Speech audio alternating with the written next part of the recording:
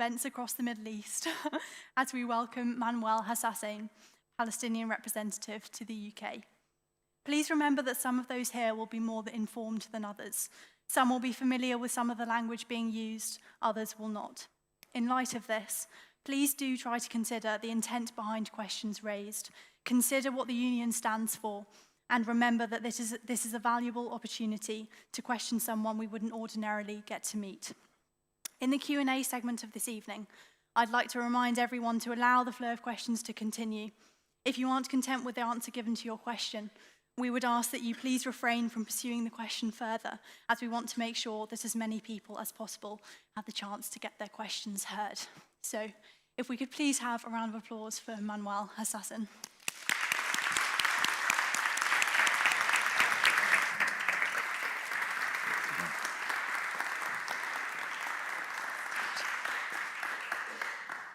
Thank you very much. I didn't hear what she said, but let me start by thanking you. This is not the first time I'm here at Cambridge. I've been here a couple of times. This is my third time, so I'm very familiar with the ambience and with the type of students. And always when I come to Cambridge or to Oxford, I reminisce that I'm first a professor before being, a diplomat or an ambassador. So it gives me great privilege to be with you today to discuss an issue that is considered to be one of the most intricate and complex issues in modern history, i.e. the Palestinian-Israeli conflict.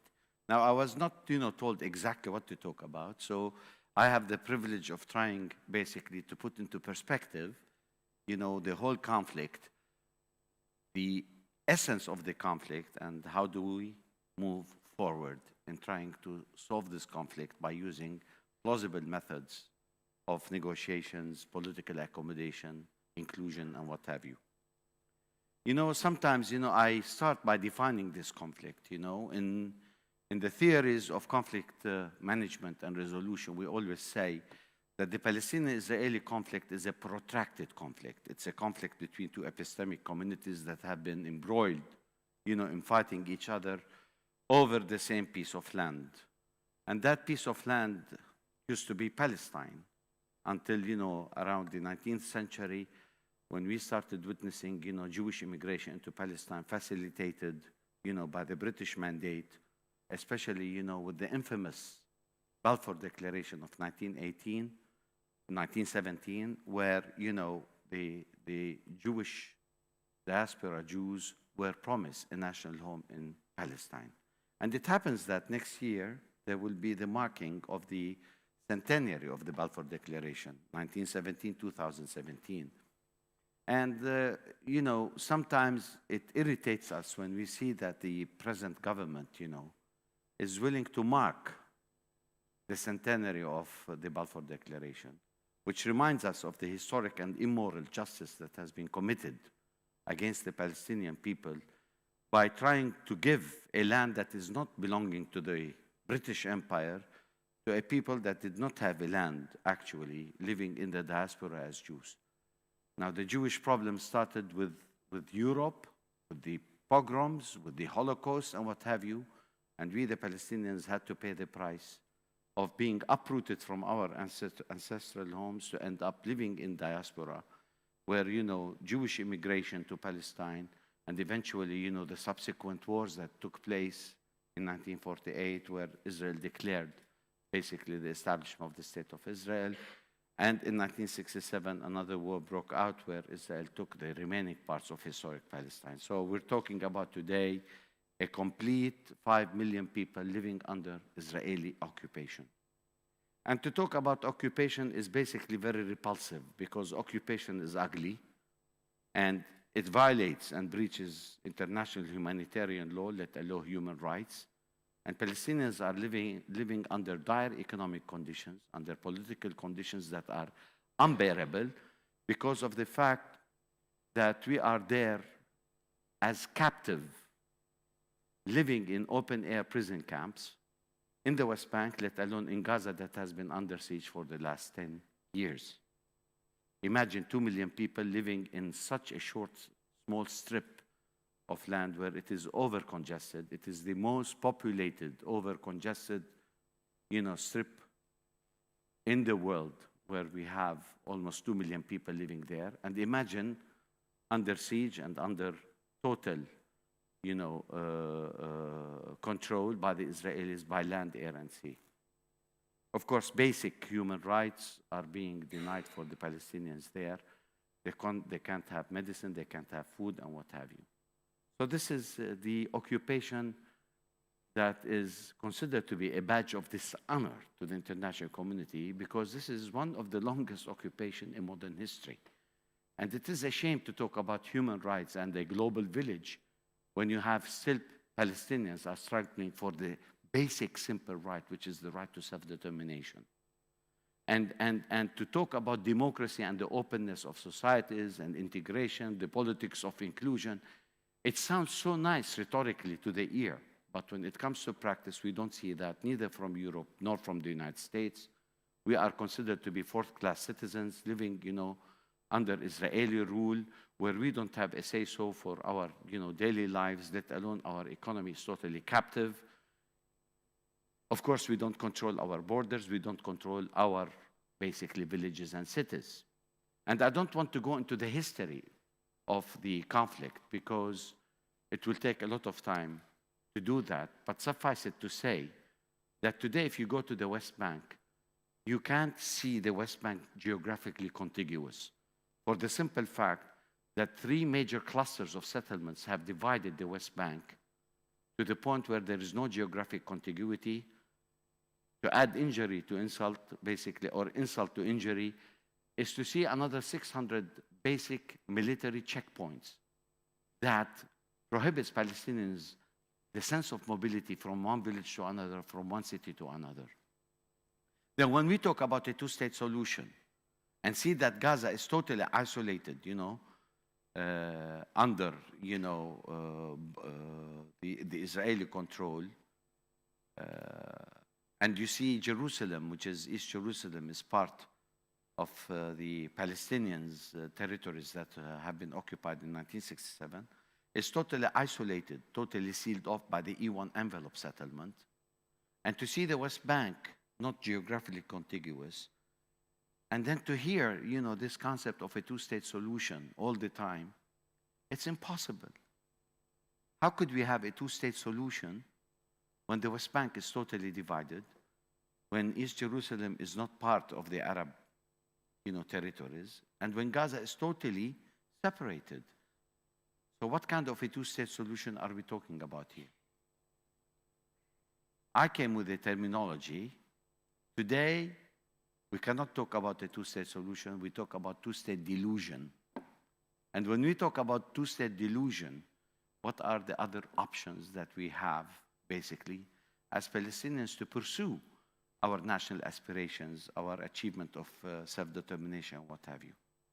Israel is cornering us to the point where we have to start demanding a one democratic secular state. And the one democratic secular state for us Palestinians means one man, one vote, or one woman, one vote. I don't like to sound too gender here, but this is what we mean by, a democratic secular state.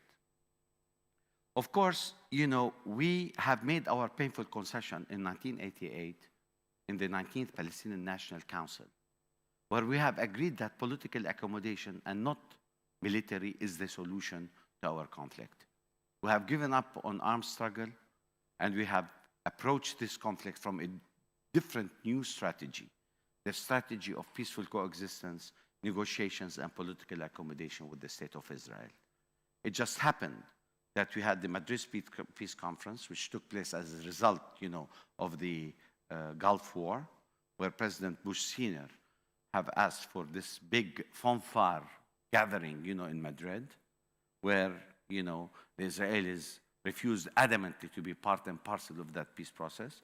But of course, at that time, Secretary Baker told them whether you jump on the bandwagon or you will be left behind. And at that time, Israel was asking for $10 billion loan from the United States. The United States could use that trump card in pushing them to come to the peace process. So when we ask, the Americans, why can't you put pressure? They keep on saying, no, we can't put pressure. Israelis are difficult. No, they can't put pressure. When they put the pressure on Shamir at that time, who was the prime minister, to go to Madrid, and they told him, if you don't come, we won't give you the 10 billion loan guarantees, he came to Madrid. So the Americans have the tools of putting pressures on Israel, but it is for their ulterior motives. You know, they're not putting pressures on the state of Israel. So the Americans have been a big flop in this peace process. For the last 22 years, they could not basically broker peace between the Palestinians and the Israelis. And if I talk about negotiations, I talk about the negotiations between two partners to the conflict, supposedly, that are not on equitable level. They're not on parity. There is a top dog, there is an underdog, and unfortunately, the third party has been unequivocally supporting the top dog over the underdog. So in the final analysis, I have been involved in the negotiations, and I led like 52 second-track negotiations that alone, I was in charge of the Jerusalem file at Camp David. All the negotiations that we had were considered to be political diktat. It's the power politics that was imposed on the Palestinians, and nothing that we came into an agreement was as a result of open negotiations between us and the Israelis. It was always imposed upon us through the diktat of power politics. So there were no negotiations, my friends. Okay? It was always a one-way street. Talking about, you know, the European role, for example, the Europeans have always been payers and not players in this peace process. You know, they try to compensate for their sense of guilt by giving us pittance. Pittance. Pittance in the context of infrastructural development, human rights, giving NGOs money to do some people-to-people organizations to get together, civil society and this and that. But they have never been actively involved in the political process. And I always tell them, you know, you don't show political teeth. Political teeth meaning that you should put pressure on the United States of America that this peace process cannot, if it's not based on equilibrium, on tete-a-tete negotiations, with no preconditions and no strings attached, we will never get the white smoke as the Vaticans do when they elect a pope. It will be always the black smoke, meaning that there is no agreement and we never reach any kind of an agreement. Israel is very comfortable in the way it's handling, you know, the occupied territories. Israel today, you know, is considered to be a power to reckon with in the Middle East, totally supported by the United States. By the way, Israel does not care about Europe because Europe for Israel is not the power that could rely on, and this is due to bilateral relations, basically. But the Europeans have never recognized the state of Palestine, not except Sweden, that came outright and said, we are not going to succumb to the pressures of the Americans, neither to the Israelis. So they were the only ones who recognized us as a state, as governments. Now, if we talk about parliamentarians, most European parliamentarians, starting with the UK, have recognized us since the year 2012 and 2012, 2013. However, our problem is with the governments of the Europeans and not with the people. And I can attest to the fact, when I came to this country in the year 2005, there were 30% in public opinion were supporting the Palestinians. 70% were supporting the state of Israel. Now, after almost 10 years being here, I can see the difference jumped from 30% basically to 70%. So there is quite a dramatic, I would say even a draconian change in the public opinion in the UK. And we have seen, you know, a lot of support coming at the popular level, at the parliamentarians level, but not on the government level. So there is a problem there. And you see, the thing is, people always misunderstand. What is happening today in the Arab world, yes, it is very tragic, especially if you follow what is happening in Syria. You know, what is happening there is something beyond imagination. The killing, the rebels, I mean, something sometimes I really fail to rationalize what is happening there. It is so unfortunate that Syria became the playground of international politics, where big powers are trying to settle scores in Syria at the expense of innocent civilians. The destruction of Aleppo, the destruction of Damascus, Idlib, and all these cities, in Syria, is one of the most tragic that is happening besides Palestine that has been going on for the last 100 years. But today we are seeing, also dramatic changes in the Arab world. And what is happening in Tunisia, in Yemen, in Libya, it is so tragic. But at the same time, I must say, these are transient phenomena. One day, things are going to settle there. But I tell you, settling there does not mean that there will be peace and security and stability in the Middle East. I must be here selfish enough to tell you, and this is not because I'm a Palestinian, but this is, the objective true truth, as we say, is that without resolving the Palestinian-Israeli conflict, there will never be peace and security and stability in the Middle East. Now, regardless, we're talking today about a chaotic, anarchic, turbulent Middle East because of so many fightings and revolutions and what have you, and with the advent of Daesh, ISIL, and what have you, things are becoming more ugly in the Middle East. But I tell you, frankly speaking, when we talk about what is happening today in the Middle East, the Palestinian-Israeli conflict, the non-resolution is a major factor to the rise of terrorism, abject poverty, and what have you. We have to bear in mind that extremism is taking shape because of the non-solution of the Palestinian-Israeli conflict. Now, it is unfortunate sometimes Islamic, militant groups, they use the Palestinian issue sometimes as a facade for their own ulterior motives. Nobody, just to give excuses, for example. But we are not on their mind, neither on their agenda. And that's why, I don't have respect to militants who are trying to use the Palestinian problem for their own ulterior motive.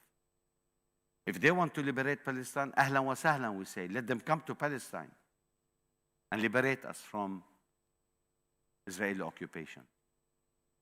Israel has not even been touched. Israel more safer than ever now, even with what's happening in the Middle East. I'm not talking about, the total security arrangements that were made between the Palestinian Authority and that of Israel as part of the Oslo agreements.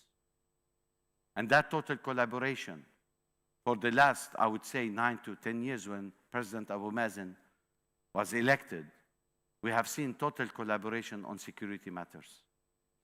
So there is no need for Israel to always use security as an excuse not to push the peace process forward. Because that has been an obsession of a siege mentality. Israel is living like in a garrison state today. They think that, everybody is going to jump on it and push her into the sea and what have you.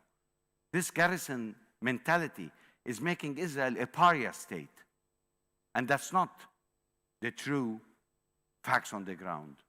Israel wants to be put in that position in order to gain the sympathy of the international community. Nobody can keep on talking about anti-Semitism, when they criticize Israel. We are Semites. We Palestinians are Semites. And what Israel is doing to the Palestinians under occupation is anti-Semitism. It's not the criticizing of Israel policies as an occupying force is anti-Semitism. You're criticizing, because of the breach of international humanitarian laws. People criticize Israel for its breach of human rights in not giving the Palestinians the right to self-determination. We have embarked on this arduous, tormentuous path of what we call the Oslo peace process. What did we achieve since 1994? More settlements have been built. We have today almost 680,000 settlers in the West Bank, let alone around the environs of Jerusalem, we have almost 250,000 settlers. And then how are we going to solve the issue of settlements. More than 120 settlements you have in the occupied territories today. And most of the settlers are only 10% of the population of Israel. And those are driven by the ideology that this is Eretz Israel, this is the biblical prophecy, it was given to them by God. As if God is a real estate agent, giving, Israel the privilege of having that kind of property. I always say, if God is a real estate agent, I don't want to believe in this God. I know God is spiritual, forgiving, omnipresent, omniscient, and this is how I was raised as a Christian Catholic. I was not raised to know God favors one people over the other. This is racism and bigotry and cannot be accepted. So such ideological interpretations are no more valid when it comes to the concept of pragmatism that is choosing between constraints. We have to be practical people. In the year 2002, because I said there will never be a military solution to our conflict, Israelis from an Apache hit me and my family in the house with a TOW missile that exploded the entire house. We were lucky that we were at the end of the house at that time, so we survived the calamity. My house was blown into the air because I said on television, there will never be a military solution to this conflict. And read my lips, ladies and gentlemen. Israel has won every single war in the Middle East. But did it bring security to its own individuals? No. Security cannot come by brutal force. Security comes by giving the rights to others. And we are not going to take it just as granted. We are going to snatch it from the horse's mouth. It's our right. We made our historic concession, and a painful one, when we said, yes, we recognize the state of Israel. Over 78% of Palestine said this is the state of Israel. We recognize it. And now to come and share 22%, what is left to talk about, an independent Palestinian state? People ask me, what do you think now the repercussions or the ramifications of the election of Trump over the Middle East issue, in particular the Palestinians? Maybe you have seen so many videos during the electoral campaign saying that Israel is considered to be one of the member states of the United States, maybe the 51st state,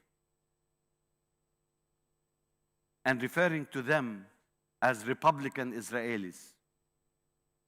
This is the speech of Pence when he talked about the vice president, when he talked about his relationship basically to Israel. I tell you frankly, for me it doesn't matter whether Clinton came or Trump. For the simple fact, I consider them Tweedledum, Tweedledee. There is no basic difference between Democrats and Republicans when it comes to the state of Israel and when it comes to the interest, the national interest of the United States in the Middle East. And I have made extensive analysis on American foreign policy since Eisenhower's administration up to date. And I tell you, my friends, it has always been based on four cornerstones that have not been changed. One is the unequivocal support of the so-called bastion of democracy as a strategic asset to the national interests of the Americans and as a source of discordance and instability in the Middle East area by creating the state of Israel. That's number one. Number two, the accessibility of oil. Make sure that there is always oil accessible to the United States and, of course, with the control of the markets in the Middle East. Number three used to be the containment of communism, because communism as an ideology, since MacArthur and the communists after the Second World War, has always been a nightmare. Democrats are the good guys, the Bolsheviks, and the communists are the bad guys. So we have been grown on the balance of power between the two superpowers, fighting each other. But in 1988, when the Soviet Union crumbled as a result of glasnost and perestroika, what we ended having is a unipolar power, i.e. the United States. But you see, the Americans cannot nourish and cannot survive. They are like vultures, they survive of conflict. When the Soviet Union has crumbled, they created a new enemy, and that enemy was Islamic fundamentalism.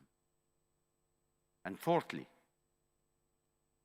they always managed to give protection and assistance to Arab proxy regimes in the area and to curb any kind of national liberation movement. And these are the four cornerstones that Americans have been when it comes to foreign policy in the Middle East. So you tell me, what changes have we witnessed during Barack Obama, and what are our anticipations when we see Trump? They have the same ulterior motives in the Middle East. One is very diplomatic, conceals and tries not to show the true colors of the Americans in the region. And the other is very transparent, like Trump, very transparent. As a matter of fact, I will be more comfortable dealing with Trump than dealing with Hillary Clinton, frankly speaking. And I can say that not as a Palestinian, but as an American who did not vote in these elections because I thought that the United States now is at the apex of its political degeneracy. If they have these two candidates to represent such a powerful country, I think there is a big problem in that part of the world. And talking about leadership, there is a crisis of international leadership, ladies and gentlemen. We don't have charismas of Nasser, Nehru, and Tito, and all these big names in history that maintained nationalism, communism, ideologies that really ruled over many decades with stability. When did we realize, and when did we face the Arab Spring and what have you? It's all after the crumbling of the Soviet Union, when the Americans came to power as being the unipolar power controlling the universe. They became the police of the entire international community.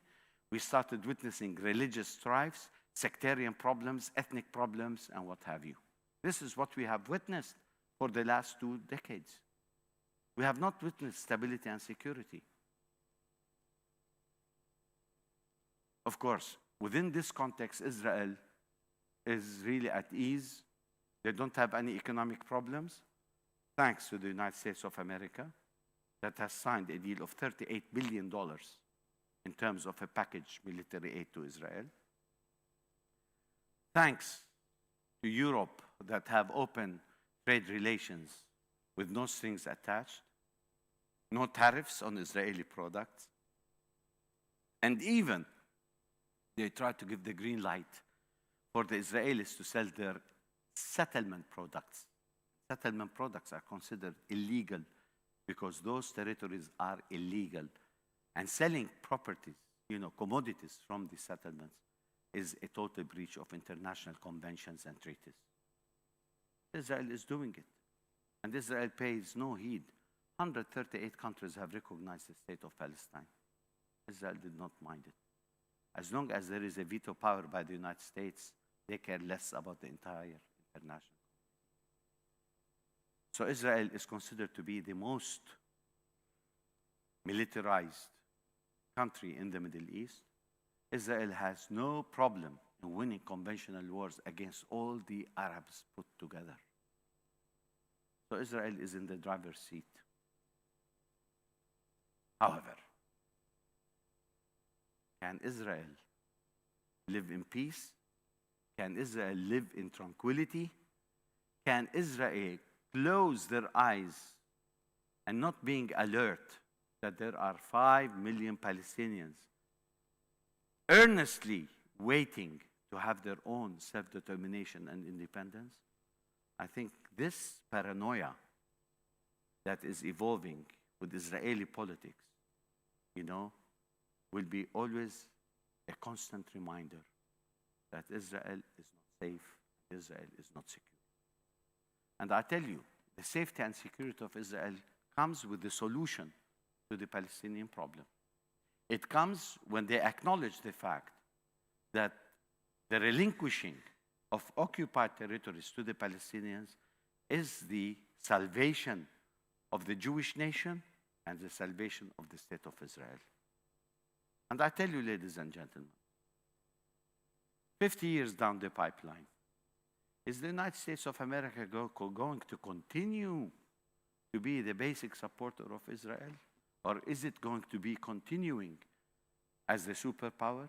Nobody knows, no guarantees. Nobody expected the crumbling of the Soviet Union, that big empire, after 70 years. So there is no guarantee that the US will continue to be the angel, protecting angel of Israel.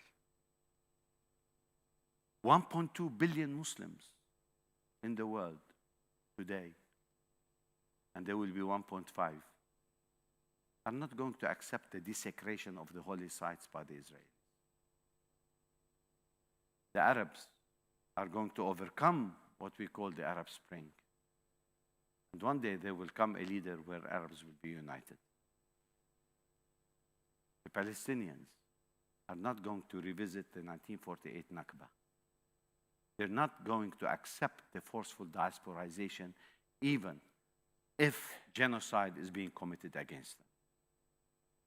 So if we take all these factors and try to look at the future, what does Israel have?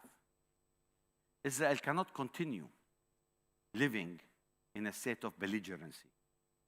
Israel cannot continue to be in a state of bellicosity, always thinking about the Arabs and the Muslims as warmongers.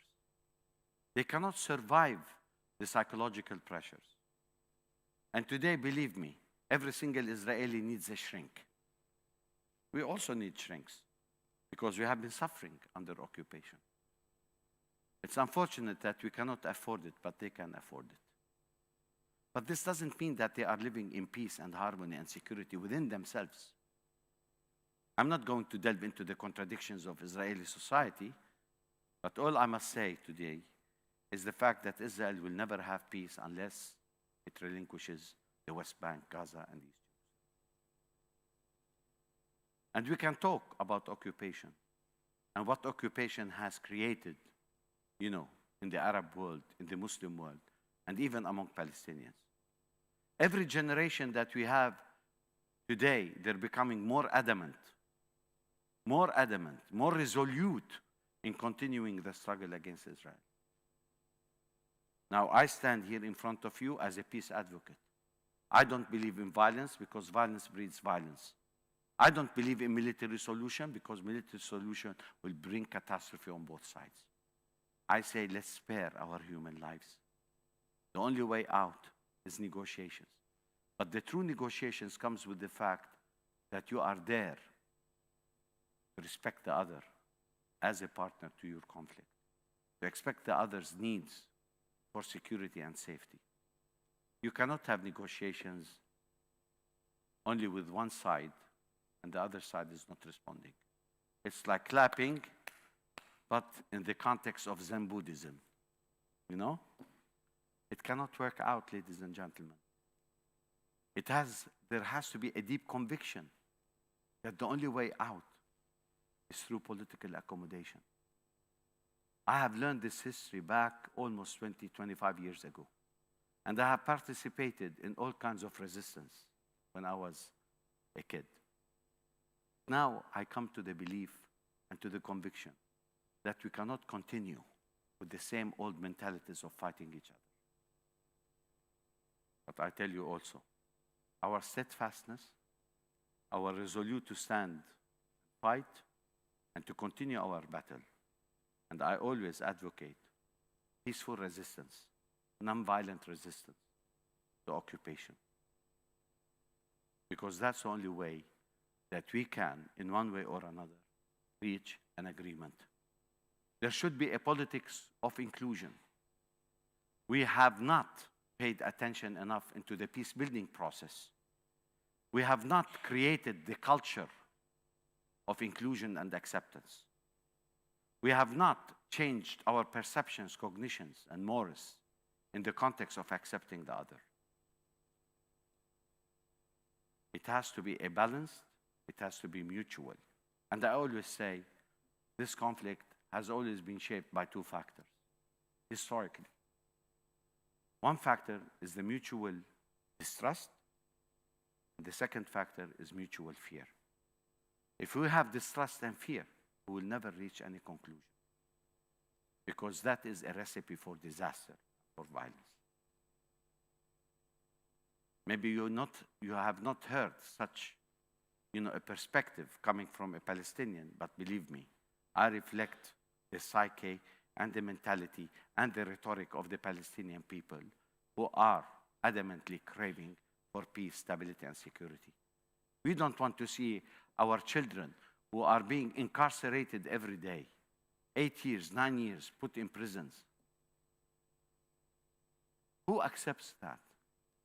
A kid of 8 years being incarcerated and put in jail and prison? Who wants to see that? Why no? Why not talk about these issues? Why do we keep on talking about the security of Israel? What about the security of the Palestinians? We are the unarmed. We are the ones under occupation. Nobody talks about the children. Nobody talks, about pregnant women who cannot reach the hospitals and deliver at the checkpoints because the Israeli soldiers are not allowing them to go to the hospitals in Jerusalem. And if I give you examples like this, you will understand what it means, daily humiliation and suffering of the Palestinian people. And I'm not here to give demagogic speeches. I'm giving realities. And if you want to be blind to these realities, then there is something wrong with the international conscience. This is how I approach the issue. I invite each and every one of you to go and visit Palestine and Israel. And I'm sure you will come back better ambassadors than Manuel Hassassian. Thank you very much. Okay, time-wise?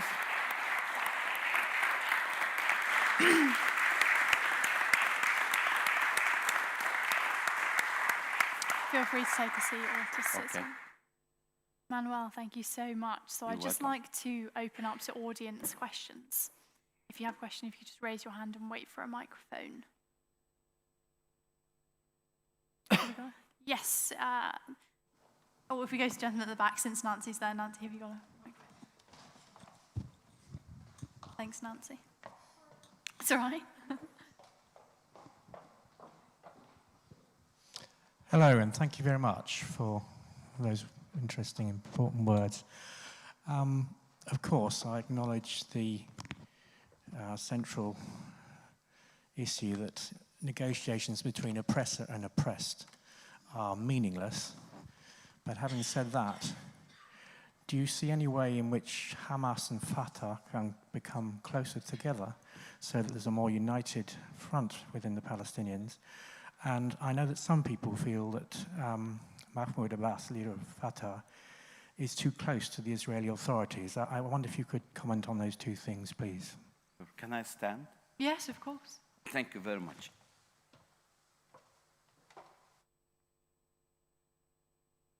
When I was a student of politics, my first class at the American University of Beirut back in 1973, I have learned in politics that there is nothing absolute, my friend. There is no zero-sum conflict because the world has changed. And I have learned that pragmatism is choosing between constraints. As I said, we have tried armed struggle. By armed struggle, we became considered terrorists, fighting for our land, fighting for the pride of our people. We were dubbed as terrorists. So we said we're not going to use terrorism and not resistance. But people still hail the French resistance to Nazi Germany during what we call les batailles de résistance. That was okay then. But today, the Palestinian resistance is terrorism. It's so unfortunate. We said, yes, let us change our strategies. We accept the state of Israel and we negotiate on the pull-out of the Israelis to the 1967 borders. And we have UN Security Councils, resolutions 242 and 338.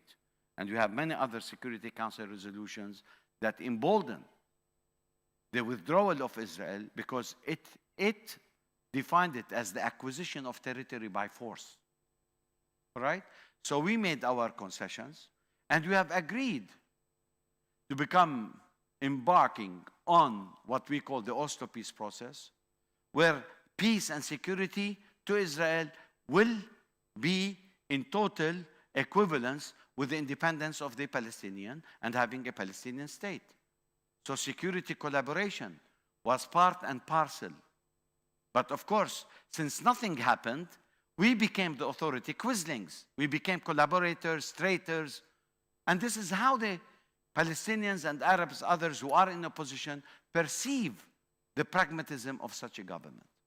Because we are the weaker side in this, equation, and because we don't want to embark on something that proved to be futile, we decided to opt into negotiations and politics. As far as Hamas and Fatah is concerned, when this topic is open, my heart bleeds, my friend.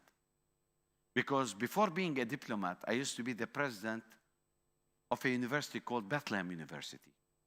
It is a Catholic-sponsored university where we have 75% of our students are Muslims, 25% are Christians.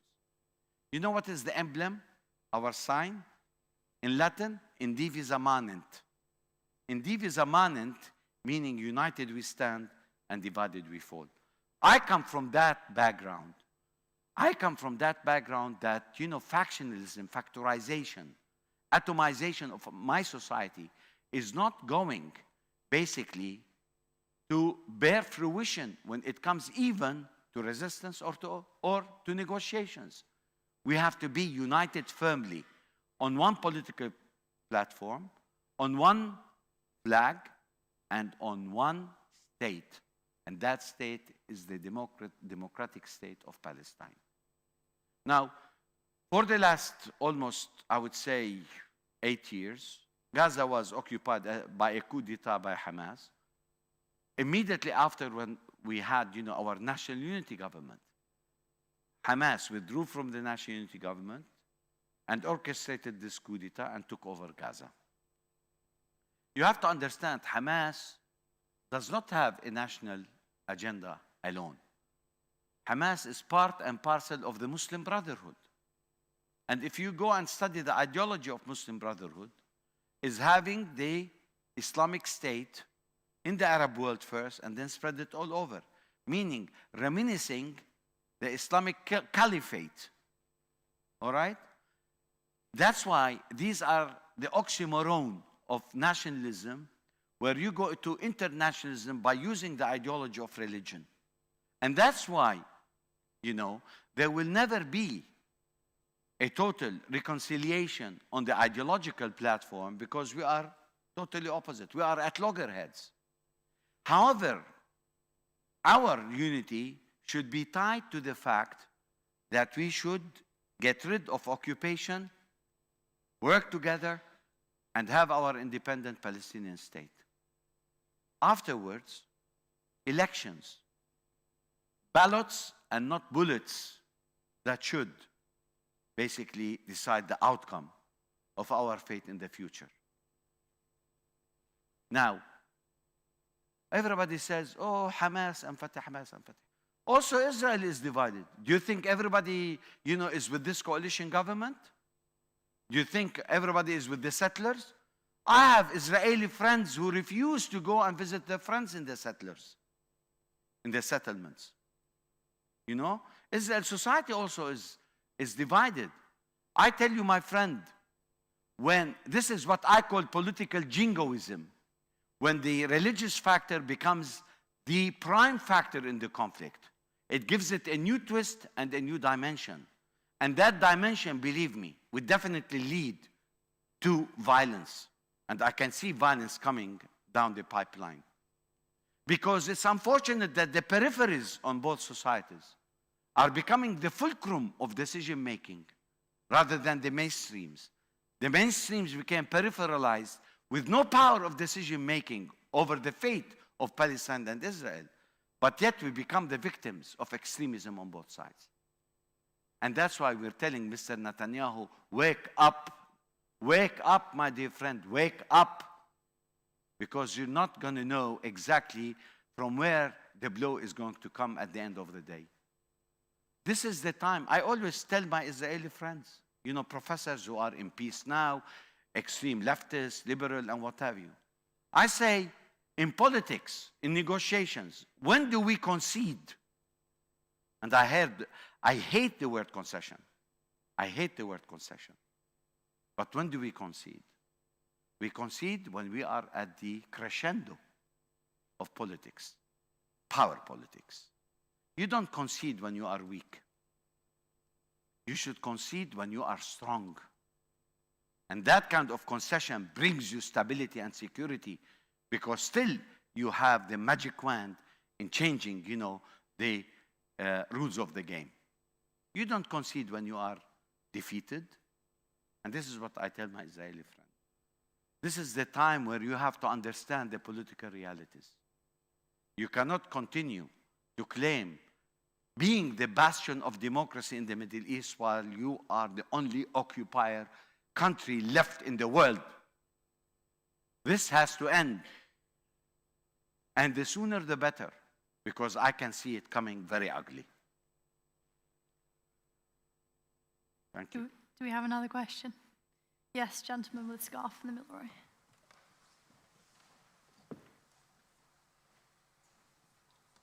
Hello. Thank you very much for your speech.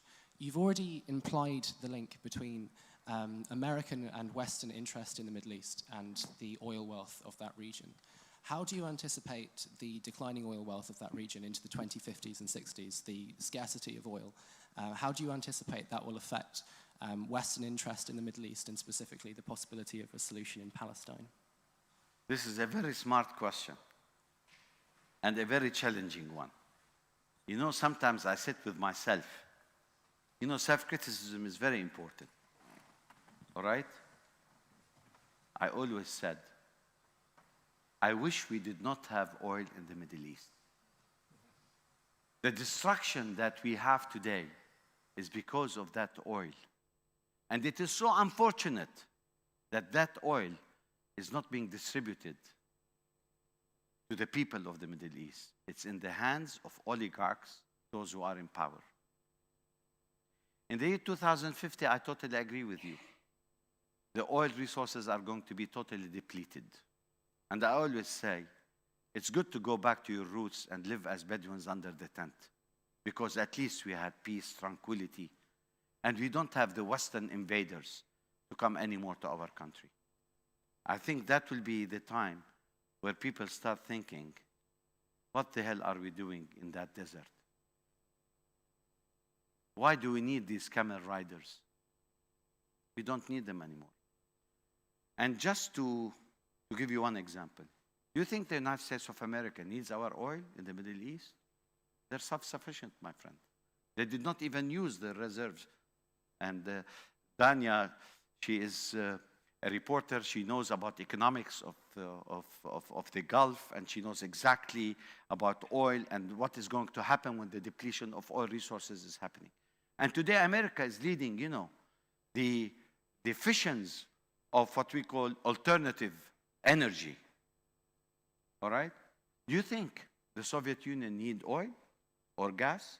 They are among the richest in the world. The only ones who are selling their oil, and that is going to be depleted, are the Arabs, my friend. So using the oil of the Arabs by depleting them and getting their own reserved oil, not even touched, all right, will prompt tomorrow the Americans, the Europeans, to leave the Middle East. Because if you don't have money, you don't have markets. What the West has been doing, give money to get the finite resource, and then sell weapons and sell finished products. In other words, the compilation of all the capital in the Arab world, it ends up back in Chase Manhattan and in the banks of the United States. Because even the Arabs, they don't trust to basically try to build infrastructures in the Arab world, to invest in the Arab world. Because they are always under the impression that investing in unstable conditions is not going to get them the remuneration that they want. So they invest all the money. America gives the money, and the money goes back in investments in American banks. So who is gaining here?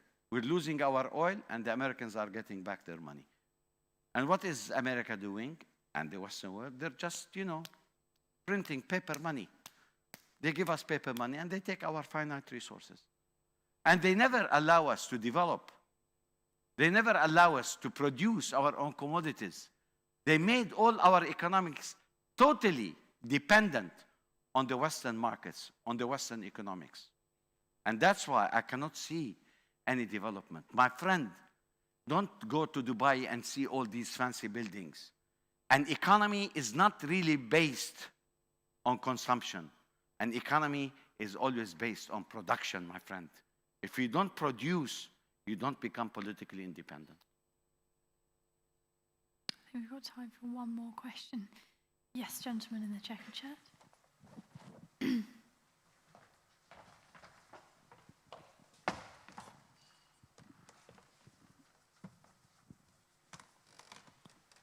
Thank you very much for coming to speak with us. I had a question concerning Hebron and the situation with the settlements and Palestinians living on each other's doorstep. And when I went, from a Western media perspective, I was horrified at what I saw, and that I had never seen it before. And my question is, how is it possible that this can be going on and that it's not resonating in the Western media, and what can be done about that? When I go to Hebron, I'm maybe horrified more than you. To see 450 settlers in the old city of Hebron are controlling the whole city, where it is inhabited by 350,000 Palestinians. And what horrifies me is not the arrogance of the settlers who act as gunslingers. If you remember in the movies Dodge City, this is how they act in the city of Hebron, totally supported by the Israeli offensive forces. I don't call it defensive. It's not IDF, it's IOF, my friend. Okay? And to take over the old quarter in Hebron, where so many shops have been closed for so many years now because they are not allowed to go and open their shops. Why? Because settlers have houses there that they took by sheer force under the pretext of religion, and being supported by the state, by the Israeli government, to let them act as hoodlums in that part of the city, it is terrifying. This is where violence is, my friend. You can see people with their children passing by the Israeli settlers, throwing rocks at them, spitting on them, hitting them, slapping them, while the Israeli soldier is there, seeing what's happening, and that Israeli settler is totally armed with Kalashnikovs and M16s and K16s and what have you, and he is there, alert, ready, if the Palestinian resists or makes something else. I don't see any solution to the Hebron situation without seeing a solution to the entire conflict. There will never be a solution to Hebron. Israelis, Kiryat Arba, which is one of the most fanatic Israeli settlers living there, every day they come, they burn orchards, they kidnap Palestinians, they humiliate them, they kill them, they burn their cars and what have you. Do you think that such acts of violence by Israel is going to scare the Palestinians? They're not going to leave, my friend. They're not going to leave. And as you can see also, there is a Palestinian reaction to this, And that reaction is going to be maximized. The more violence you will have, the fierce reaction is going to come from the underdog. But I totally agree with you. It's horrifying. I wish, the people of Hebron don't go through the process of humiliation, fear, and living within this siege mentality that the settlers are at the doors, threatening them. And every day, maybe you hear on the news. But it is so unfortunate that the mainstream in this country is not covering, as we say in French, la vie quotidienne du Palestinien. They're not covering the daily sufferings of the Palestinians. You ask me, as an ambassador, when I was interviewed by the BBC, I tell you, over a year and a half, I was not on BBC television. You know where you can find me speaking? On Russia Today. On Russia Today. Where is the mainstream journalism in this country? We don't have it. It's so shameful. The last interview I had with CNN was the war over Gaza. One interview by Hala Gorani, who is a journalist, Syrian origin, who invited me one time to speak, imagine. And I used to be a regular visitor to CNN. Not anymore. So all this, control of the media does not really expose to you what the Palestinians are going through. And I'm not here to tell you stories and anecdotes, about how people suffer under occupation. Because sometimes we bring people from overseas, peasants, very simple people, who describe their daily lives. I can bring you students who can describe, how they have to cross through the mountains to avoid checkpoints to go to their university. Let alone school kids, takes them 4 to 5 hours back and forth to go to their school. This is suffering, my friend. This is humiliation. People don't know about these things because it's not covered in the press. All is covered with suicide bombing. Oh my goodness. When there is a suicide bombing, my phone at home rings at 3 in the morning, 2 in the morning. I'm being hassled. I'm being harassed by the press to come and talk because they want to pin me down. But when Israel commits atrocious crimes against the Palestinians, nobody is willing to hear the ideas of the ambassadors and what he has to say. So unfortunate. Manuel, thank you so much. It's been a fantastic event. Thank you. Thank you. Shake your hand. Thank you very much. Wonderful. Thank you so much. My pleasure.